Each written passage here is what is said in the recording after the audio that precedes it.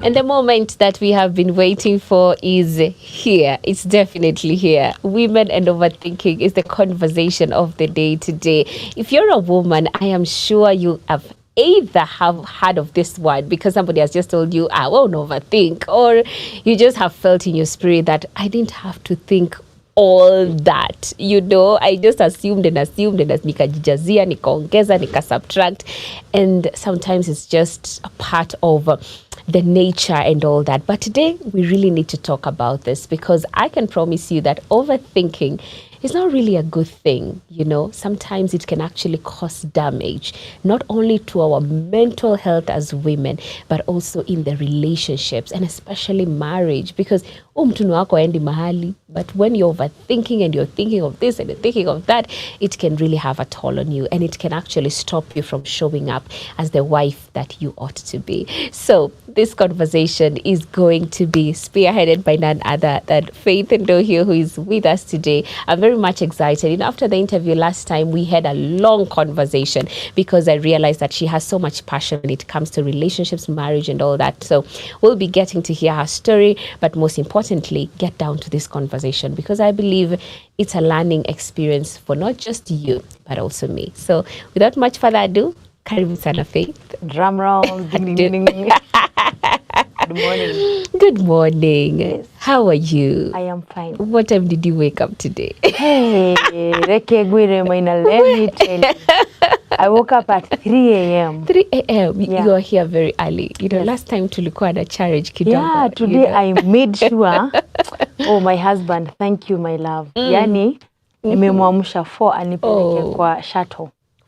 Na akaamuka, kavaa kanzu ya kazi na masweta na oh, this man, my Lord. Hey. We bless the Lord for him. Yes. That is so amazing. You are coming from Nakuru. Yes. This very morning. This morning. And you're ready to do the show. Oh, yeah. This and grace. People are really waiting. Women were inboxing me. Hey, mimi sasa hapo nimegojea sana sababu doa yangu iko karibu kuanguka, nina overthink. Ya hii kitu ya overthink. My goodness. It's a real battle. But even before we get to that, just talk to us about your passion in talking about relationships and marriage. Where did it come from? I love marriage. By the way, it's a calling that God gave me because anytime I'd see couples arguing or pretending they are okay but they are not okay, some mpaka unapata dema ananiambia no, usiulize bwana yangu kitu, but I will end up asking that guy, why did you do that to your wife? Why, I think it's some mpaka saa zingine najiambianga Faith, mind your own business, Yeah. But I love to see people happy. I love to see couples happy. Yeah. Mostly the young couples, because right now, young couples, they're entering into marriage, hawajaongeleshwa vizuri, hawajajuana vizuri, so wanaingia tu, wanaenda kugongania huko mbele. So God gave me that burden to pray for them, to walk with them, to talk to them, and I would say it's a calling, and I hate divorce. I hate it when I hear someone tells me I'm leaving my husband or I'm leaving my wife. It hurts me to the core. I really feel bad. Not unless ukisikia nikikwambia hapa toka, yani ni ile unaona tu, now this one can, yani we have tried, we have prayed, others we have prayed with pictures. Mtu anakuja anasema we have done all the things that we can do. Yeah. But it's not working. Now that's when I would say, lakini na ile ya okay, must it go that way? But I rarely do that. Yeah. So many marriages I've worked with, I have seen God.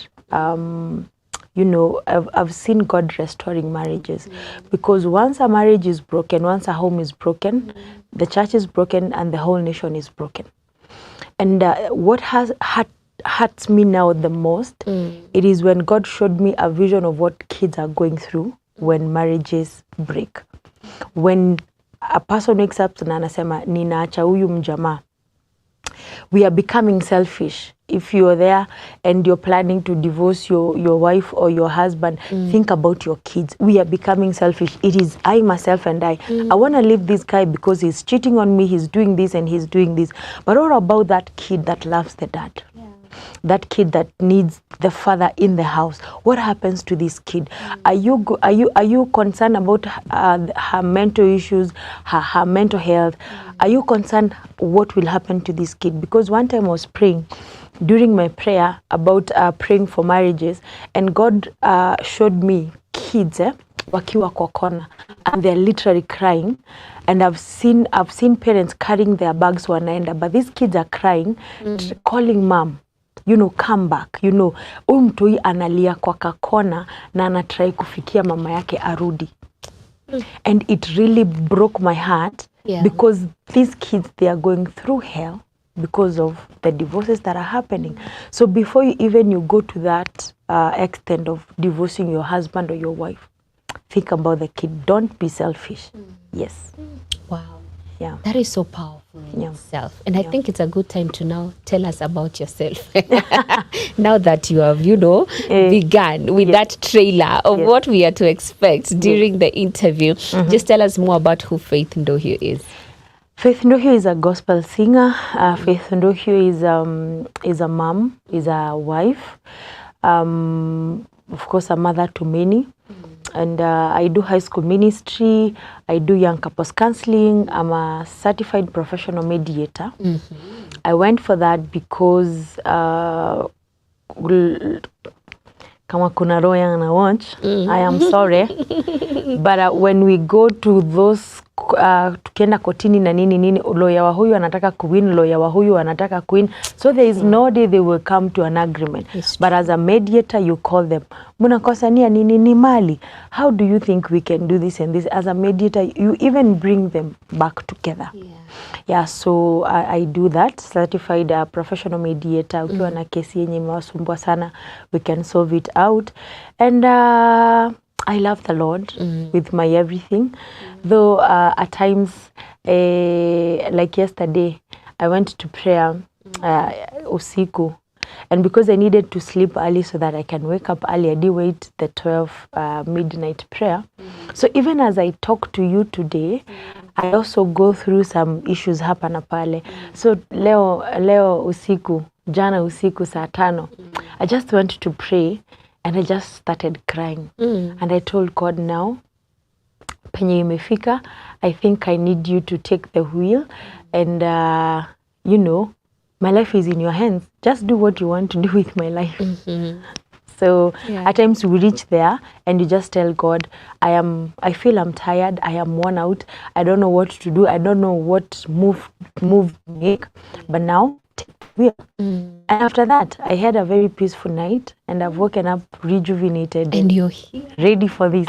You've slept for like 2 hours or 3 hours. 3 hours. My goodness. Yes. And you're here, you're vibrant. Yeah. You don't even have swollen eyes. It's like the grace. A girl has had 9 hours of sleep, I'm telling you. The grace is definitely sufficient, and you're here serving as well. Yeah. Now it's time for us to get down to the conversation. The elephant in the room. Yes. Which is on women and overthinking. Nikiwa mmoja wao.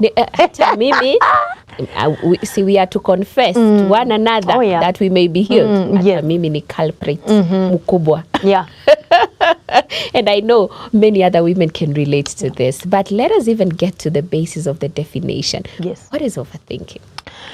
Hey, now, when we say overthinking, overthinking is also referred to as rumination. It's when you dwell on the same thought or situation over and over to the point that it disrupts your life. Like unafikiria kitu, unafanya mathematics.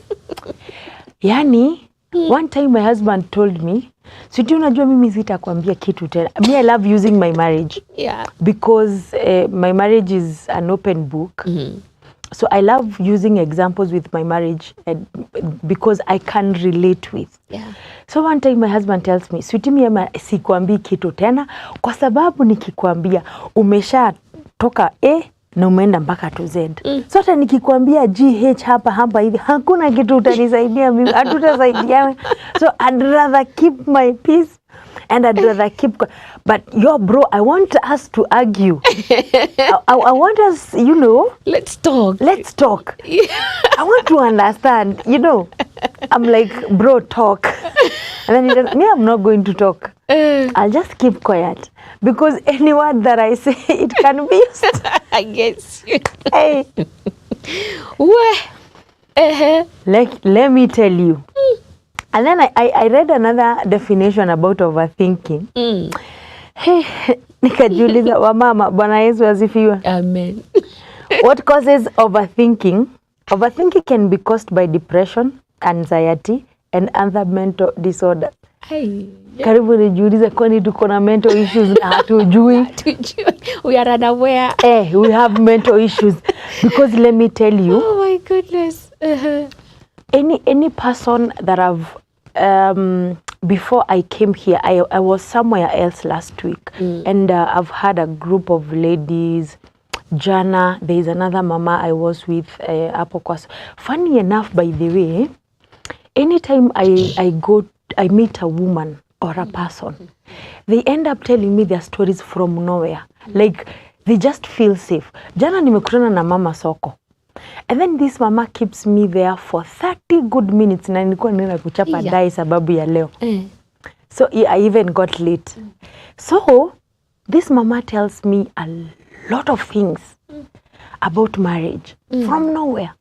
And she tells me the husband cheated. I'm like, yo, mom, tujuani, tumekutana hapa. But they feel safe.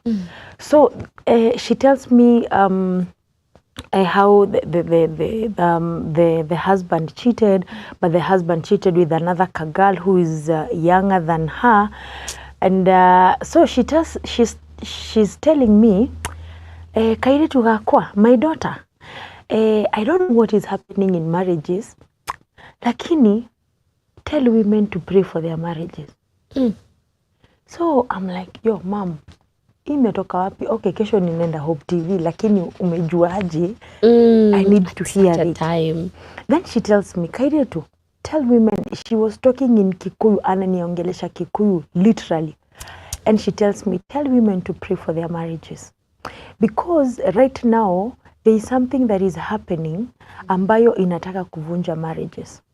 And mostly those even who are very new in marriages, wenye tulikuwa tukifikiria, maybe utatuambia, ukiingia kwa marriage, lavidavi, aga what, ni maua, ni flowers, it's a bed of roses, you know. In fact, hakuna kitu kama hiyo anymore. So she was telling me, when you meet a young woman, because I'm seeing you are a young woman, na nedera yotawe muhono, kuna ninasikia ni kama umeokoka. Me, I even thought she has seen me on TV or something. Okay. But she tells me, pray for your marriage. Utaenda huku ukute chaos. Na saa hizo nilikuwa nimetoka kuongea with another lady about the husband again. I got home tired. And I just told God, Lord, me, I'm tired. I am so tired. I don't even know what to tell women right now. Yeah. So I think now when we come now to overthinking, at times I came to notice, number one, either it was caused by something. Something triggered it. Ukaanza ku overthink. Maybe your husband alikuwa msempoa, but then he did something on the way, and now it caused you now to overthink, like, hey bro, na kama amefanya the same thing again. And we are told once trust is broken, ni kama hiki kikombe tukivunja, it can never go back to its beautiful, yeah, the way it is. Lazima itakuwa na cracks. So once that trust is broken, before you trust your man again, it will take you ages. And so, number one, overthinking can be triggered by something. And then overthinking can be the natural you yenye tu inakuanga, of which it can be controlled. Mimi, I was an overthinker. I'm still is Kidogo. We are making progress. We are making progress. Yes. And I'm here to help someone because there is a girl I was talking with last week, and she was telling me, Mom, I'm at an age where I need to get married, but I'm a very bad overthinker. I would look at a man, nitamutengeneza na nimuharibu na niseme this one cannot marry me. Because nitasema akinioa, animistreat, anitukane, anipige, anifanyie nini. Hey, mimi, Mom, sitaki. And it has not even happened. Imagine, another guy comes. They have a relationship, wanaongea kidogo kidogo. The next minute, anasema, mimi, no. So, she was telling me, like, 3 guys wameenda tu hivyo na ku-overthink. What will happen in future?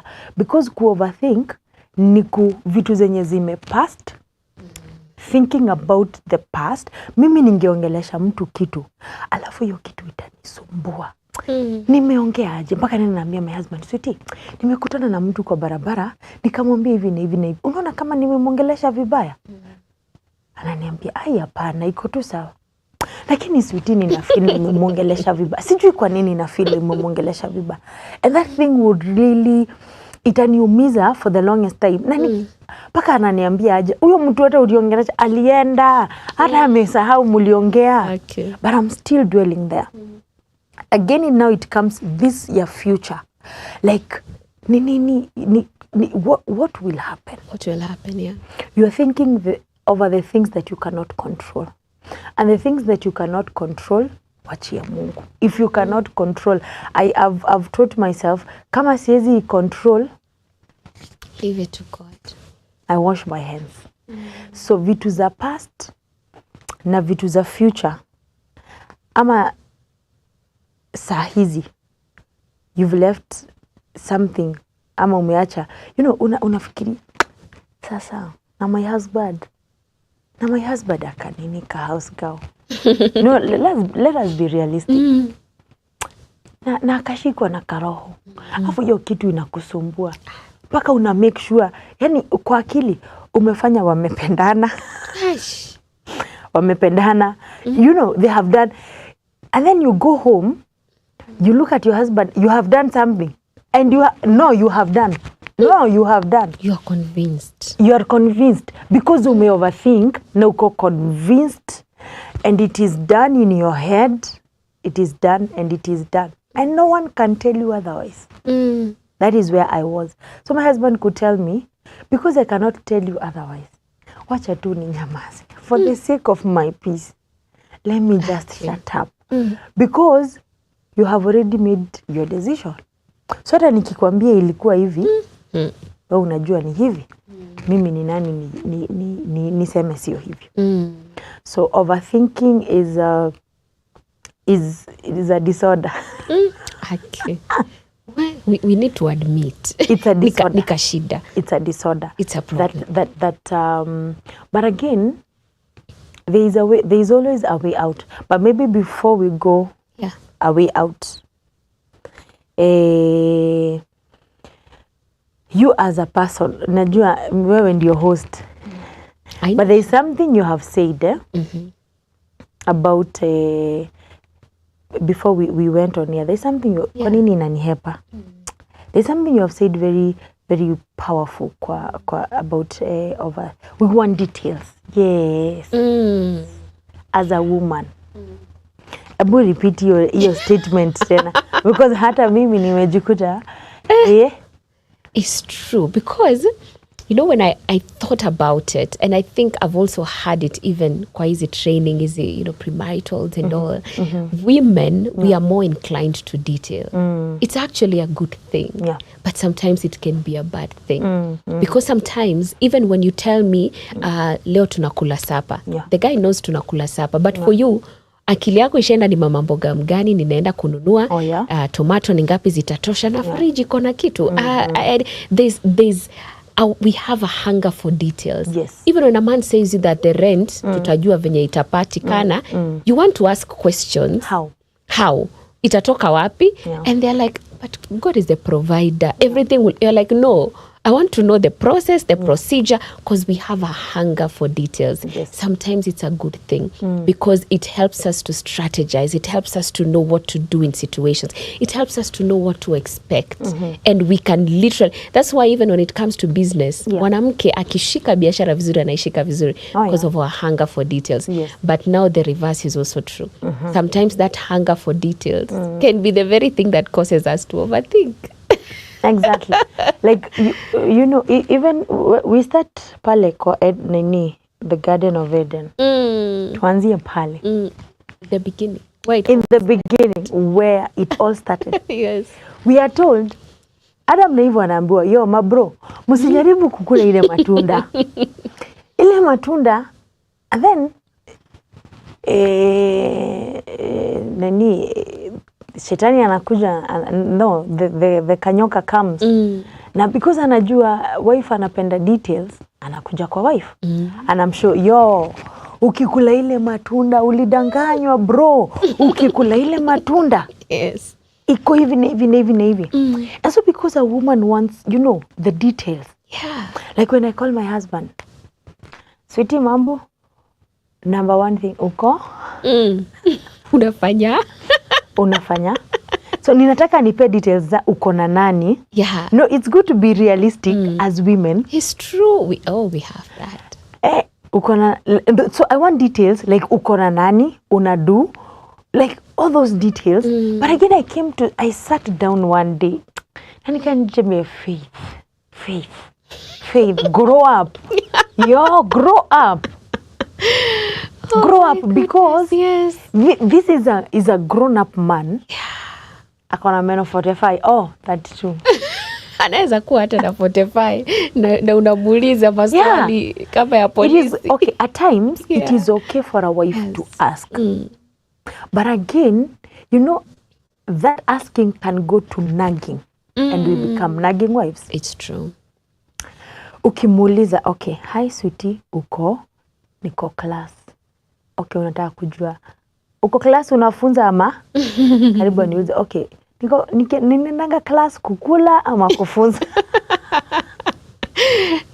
Jamani. Asking those details, they make a man feel, okay, men how they are built, na vile nimekuja kulearn men, and even after talking with men, because I will have a conversation, nisikize mwanaume anasema nini, and then I will go to this woman, nisikize mwanamke anasema nini. Lakini honestly, women, musinipige, musinifuate, musinisalimie.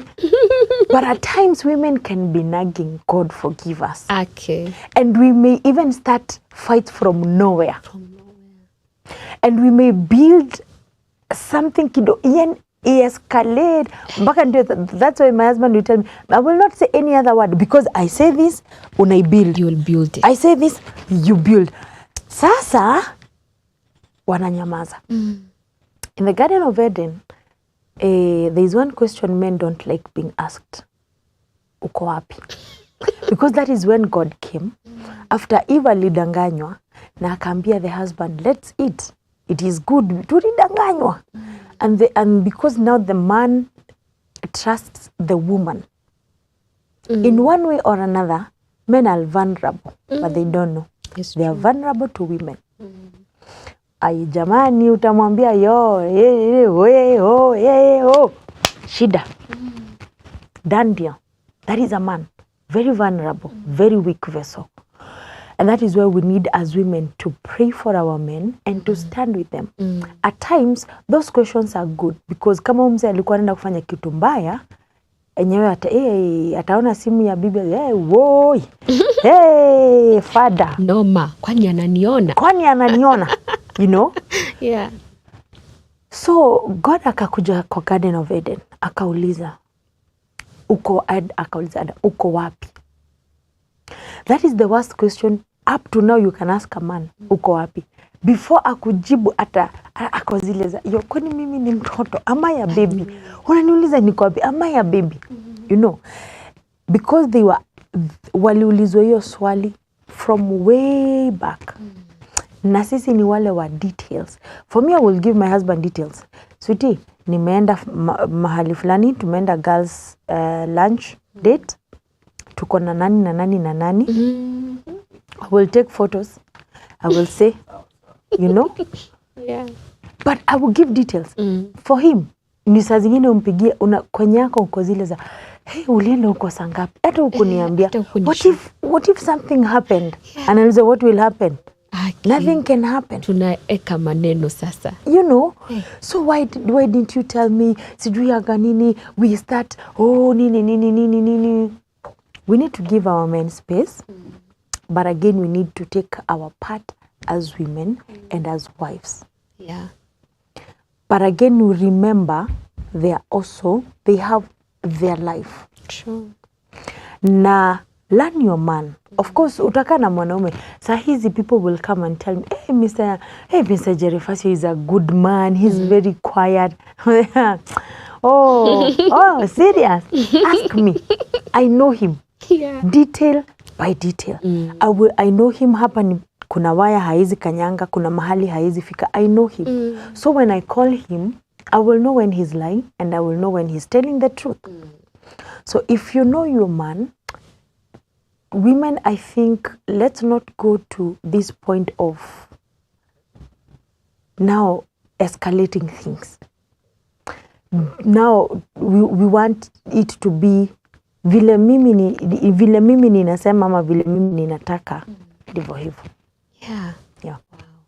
And it's amazing because, you know, you just reminded me that yesterday I was stuck in traffic. Nilipiga picha. Niko kwa traffic. I know. No wonder nimeshereo kidogo. Yes. You know, you literally just, you want to give the details, but now the danger is you're also expecting the same. Thank you. But they will not give you. It's true. And you have to be at peace with that. Yes. Know that this is me. This is how I think. Yeah. I think it's important to me. It's okay if I do it. Yeah. But then I don't have to have an expectation upon the other person to do the same. Na sipofanya sifai ku overthink. Yeah. Because what if they're also stuck in traffic ni vile hawasemi? You know? You know, men will not give you details. It's true. They will not even take a selfie. For what? For who? Watakuuliza hizo ni what those? But thank you for that. Yeah. We expect whatever we do to them, we expect. Yeah. And even when even in life, apart from even the kwa marriage, ukifanyia mse kitu poa, una-expecting ya kufanyia kitu poa. Na wakati hata kufanyia kitu poa, you'll be so mad, utakasirika, useme na vile mimi nilimfanyia. That's why it is good you do things with no expectations. If it comes back sour, if it die, no problem. Tenda wema, nenda tu zako. Yes. It's true. Yes. Wow. I mean, you know, I believe that this is a conversation that is freeing so many women. It is really helping many women. But I think it's important for us to talk about the dangers of overthinking, and maybe even from your own experience. Yes. You know, what are those things that we need to really be careful about, because they could happen when we are overthinking? Of course, when you overthink, unajua huwezi overthink, by the way, funny enough, do you know you cannot overthink over something good? You only overthink kitu mbaya. So number one, it will ruin your relationship. It will ruin your marriage. It will ruin your friendship. It will, one time, we have a group, it's called Buddies. We are 5 couples. And one time, kila mtu ako na wazimu zake. You know, every marriage, huku kuko hivi, huku kuko hivi, huku kuko hivi. But if in that group, if Faith will not wake up one morning and tell these people, we are praying. Faith will wake up this morning, you will, like that. So one time, majamaa wakaambia my husband, wacha tukuambie ukweli, tutakupeleka mahali ukunywe supu. The way you handled your wife, tusemi wetu ni wazuri, na hata si wako si mubaya, lakini, you know, one thing with an overthinker, she's a perfectionist. Like, I even ended up, I don't know if my house help is watching. Like, mimi I'm a perfectionist. Ni hiyo nyumba ikioshwa nisikanyange kitu. Perfectionist. We do things yani taratara. We are perfectionist. Hiyo kitu isipowak hivyo, kwa nini haikuwak hivyo? Kwa nini hukufanya hivi? And number 2, watu wa overthinkers, na ni kitu mimi pia nimekuja kujifunza. We want huyu mwenye uko na yeye akue kama wewe. True. Like I should be you. Na ninataka you behave like me. You love what I love. You do what I do. But again, my husband akona likes zake, akona taste yake. Na akona kenye anapenda. Na mimi kuna kenye, but I will not force him to do what I want to do. I will not force him. One time he told me, "Sweetie, ujue uliitwa peke yako." Mwito uliitwa? Si wewe ndio ulisikia sauti ya Bwana ukaitwa peke yako. Tafadhali usirudi kukasirika if I will sometimes, because sometimes I will do an event amechelewa. You don't even love me, you don't even support me, and that guy has been there all through. Ni amechelewa moja. Hunipendagi. Always you never. Hiyo zinaingia hapo sasa. So he's like, yo, we have come a long way. We have helped each other. Ni hii tu yenye nimechelewa na dakika 10 surely. Have you died? Nimemkuasha zaidi. Yeah. Nimemngojea akuje anipik. Amepatana na jam. He's not telling me ameshikwa na kajam. So mimi nimengojea. Nampigia Sweetie, uko wapi? Ananiambia niko kwa round. Uko wapi? And then mimi na patience. So after 2 minutes, uko? Paka nikamwambia, okay, nitachukua motorbike niende. So one time he got mad. Akaniambia, na ulikuwa unaniita nifanye nisichukue hiyo motorbike kwenda huko na niso. So na kumbe ukweli, the truth of the matter is amekwama kwa kajam. Kulikuwa na kajam. But he's not saying it well the way I want him to say. Yeah. The way mimi nitamwambia. The way you would. Yeah. Yes, the way I would. He will not hata isema hivyo. And that is where women we get angry. Because kenye bwana yako anakuambia is totally different from what you. I was telling some youths tukiongea on a Zoom meeting. I was telling me I wanted to get married to a mzungu. Because I'm this one person mwenye ninapenda kushikwa mkono kwa barabara, kuhagiwa, nimeimba, nimekaa chini ananisugua mgongo. Because that is what I will do. A friend will sing there, kuje, I will sugua yeye kwa mgongo. Mimi ni la vida, whatever. So I wanted a mzungu because a mzungu will do these things to me. True. Atanishika mkono, nini, ataniambia all the time. You know, women love affirmation. Women love affirmations. Tell your woman when you wake up, I love you. Yeah. When I love you. Kakote, I love you. Ukishinda ukituambia hivyo, hakuna vita kwa nyumba. So, na jioni unakuja na kachocolate ama na kama huwa kamoja. Unakuja unasema, I love you. Unamkisa hapa kwa forehead. Marriage works. Sweet. Hata ka sweetie. You know, sometimes my husband gives me tropical. My sweetie, I love you. Kai. Kakitu kadogo hivyo kanafanya ninasikia hoi wanawake. Sasa so I was telling, I wanted a mzungu. Then God made sure ameniletea nyeusi ya uko Moshadha.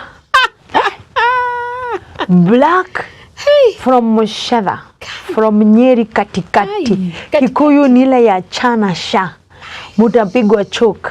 Yeah, instead of saying utapigwa shock ni utapigwa choke. That is the man God brought to me. Oh my goodness. And all my expectations were cut off. So me, I'm wondering, this man does not lovely. He's not lovely.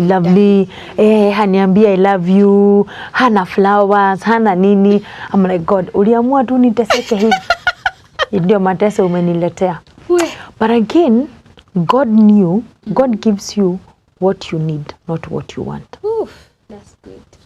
Because he knew I needed my husband in my ministry. If I had gotten married to a mzungu, ningeenda US, niishi maisha fiti. I know, ministry can't. Ministry. You don't care about your ministry. Yes. But this, he knew my husband will help me in my ministry. My husband will wake up at 4, take me to the bus station. Usiku nikichelewa, saa 6 ya usiku ananikujia. I needed him. And so it was a journey yenye we build each other. Namwambia bro, mimi napendanga majama wanavaa kaki, wanavaa jeans, wanavaa matisho, wanavaa sneakers. So tusaidiane hapa. Sahi, haezi jaribu kuvaa zile mbaguo alikuwa anavaa nazo na to sharpshooters. To sharpshooters tote kwanza nilituchoma. When you see him right now, he looks very nice and he looks the way I wanted in a man. Yeah. So God brought a mzungu in a dark man.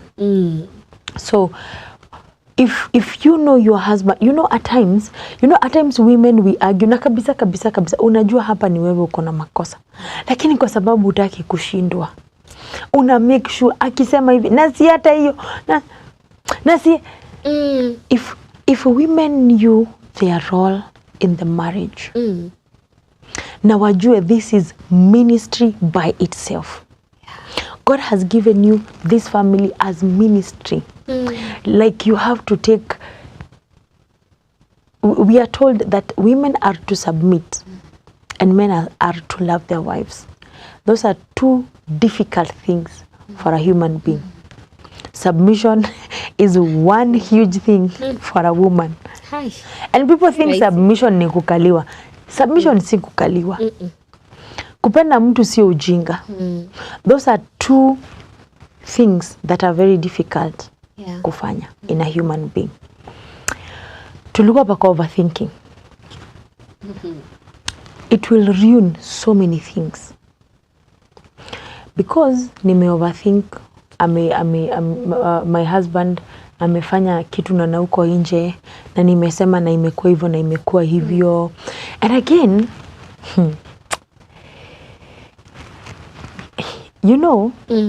we attract whatever we think, it comes to pass. It's true. And let me tell you, if you keep on saying your husband is a cheat, he will become a cheat. Because God uses vessels, God uses people. Devil uses vessels, devil uses people. Na because the devil does not know the future, atatumia kenye iko hapa. Yo, unafikiria nini? At times nitafikiria kitu mbaya na ita happen very fast. Until I taught myself, nitakuwa nafikiria kitu mbaya ninasema God forbid. And then that thing will not happen. Once you unaweka your husband is a cheat, your husband is not good. Like for me, I've had stories of men who are not good, and at times I would like, ama hata bwanangu akwagi mzuri by the way, ama hata bwanangu anafanya hivi.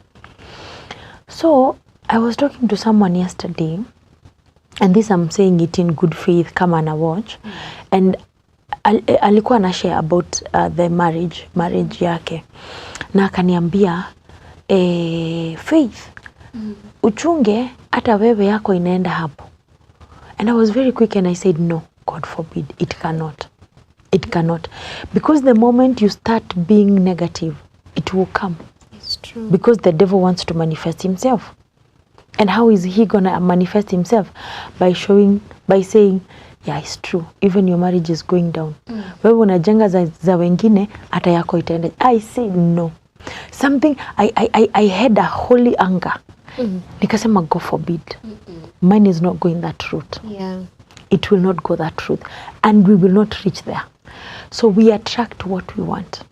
If you say your husband is a cheat, kuna wenye, yes, I've talked with women, na honestly, you feel that man has really messed up this woman. Na unafeel kabisa mwanaume amekosea.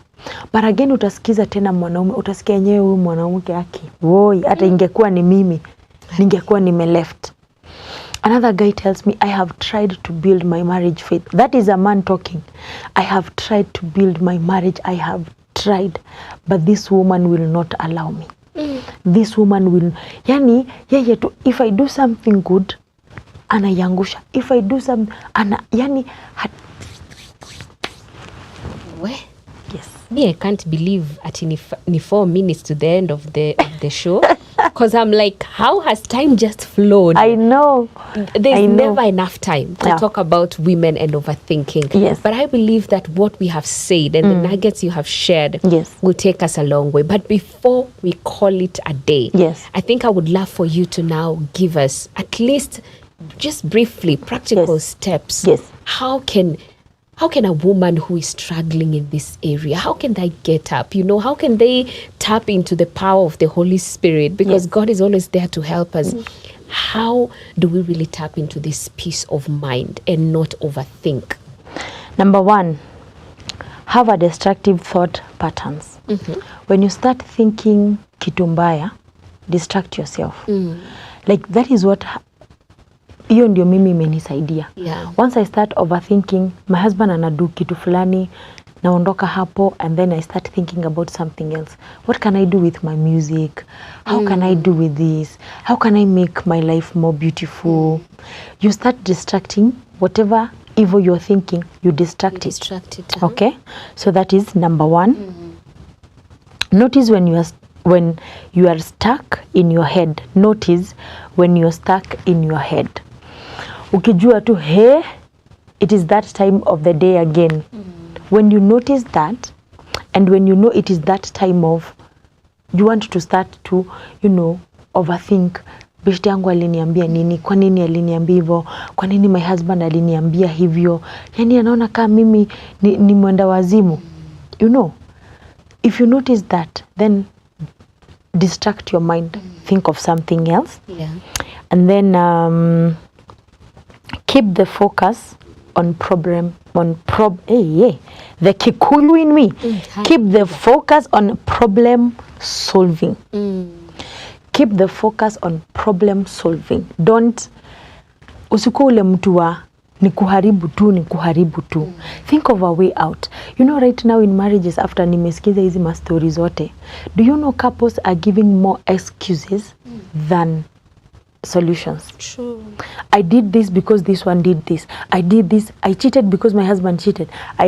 Because we are not sitting down and look for solutions. Sweetie, what can we do? Tutafanya aje ndio tupate solution ya hii kitu?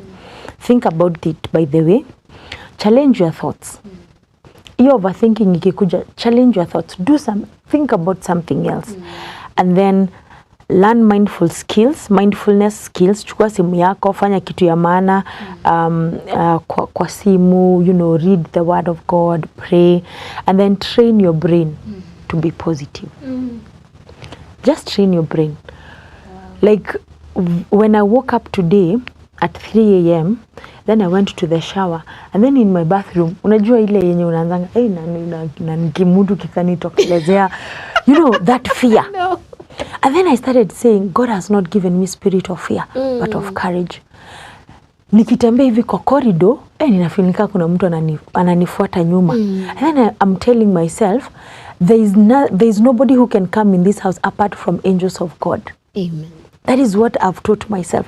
Anytime I start to fear, even in the 12 midnight prayers, nikianza kusikia ni kama kuna mavitu ziko kwa nyumba, I would start saying, no one can come in this house apart from angels from God, Jesus himself, and Holy Spirit. So kama kuna kitu inanifuata saitani, sindwe. And you start training your brain to think positive. Because my husband tells me, sweetie, whatever you think, it will come. I will give you this phone. Whatever you're looking for, you will find it. True. Nikikupea hii simu, utashikwa na ulcers. Truth be told. So whatever you are looking for, you will get. Whatever you think, it will come. Start train your brain to be very, very, very positive. In whatever that you think. Ukiona ni kama, tell God, my husband cannot cheat. He's a good man.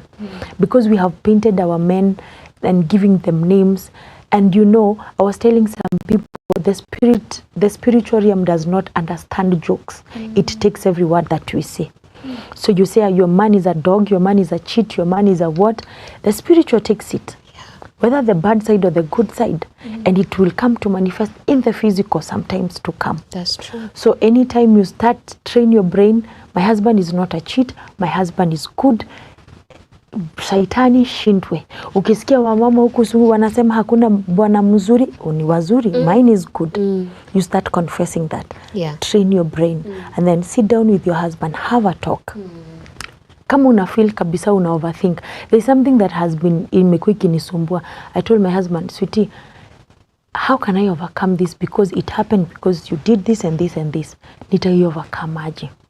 And then he told me, start from here. Have conversations with your husband. Sit down, because we are lacking that in our houses right now. True. And that is breaking our marriages. Have a candle night. Just talk. Peleka watoto ushago, weka candles hapo, kaeni chini. Sweetie, what do you dislike? What do you like? Unatakanga nikutreat aje? Unatakanga nikufanyie nini? Simple things. Simple things. Na ya mwisho kabisa, things that brings you together, they are free of charge. True. Free of charge. Vitu zenye zinaweza wafanya mkwe in love, they are free of charge. Number one, today, go kiss your wife. It is free of charge. Go hug your wife. It is free of charge. Na hiyo ingine, sindio? Muhimu sana. Kwanza hiyo ingine yenye hatutasema sababu wakati umeisha. And free of charge. And I think I'll even add another one. Yes. Let go of offenses quickly. Forgive quickly. Mimi, that has been my weapon. Forgiving, let go of offenses quickly. Because you delve on it. Alafu ingine, unajua kwa marriage vitu huwa zinajileta. So you've not healed from one, another one comes, you have baggage. So let go of offenses quickly. Be quick to say he's human. I'm human. Anaweza kosea. Alifanya hii. Ni sawa. Alisahau. Ni sawa. Wacha nimsamehe. The moment you have that, you've trained your brain to also do that. You see him from a different perspective. Unamuona through the lens of God, not the lens of who he really is, you know. He's also human. It's true. But anyway, I see the director saying we have to conclude. This we'll just continue as we take tea. But thank you so much for tuning in, guys. Let me just allow Faith to let people know where they can find you and connect with you. On all my social media platforms, I'm Faith Ndohio. You can inbox me pale Facebook. Namba wacha nisipeane. Nilipigiwa usiku ingine saa 9 ya usiku. Ndio tutapeana. So if in case of anything, just inbox me. And then you can subscribe to my YouTube channel. Let's talk pale kwa social media. So umesema ni Faith Ndohio. Faith Ndohio, NDUHIU. Okay. Yes. Beautiful. Aki, this has been so refreshing. I feel like I'm a better woman, a better wife because of what we've discussed today. And I hope, my dear viewer, pia umebarikiwa and you've been able to learn a thing or two. Just go and apply them. Repeat this interview if you have to. Make notes. I believe that your marriage will flourish and it will be restored. Amen. But woman, it is in your power because a wise woman builds her home. So let us call it a day. Kesho ni Friday, by the way, Beyond the Melody. So I will be glad to be having you tomorrow as well. So kwaheri for now. My name is Beatrice Nudi. I wish you a lovely day. And now we get to see the Send Me conference happening right now. Enjoy this live broadcast.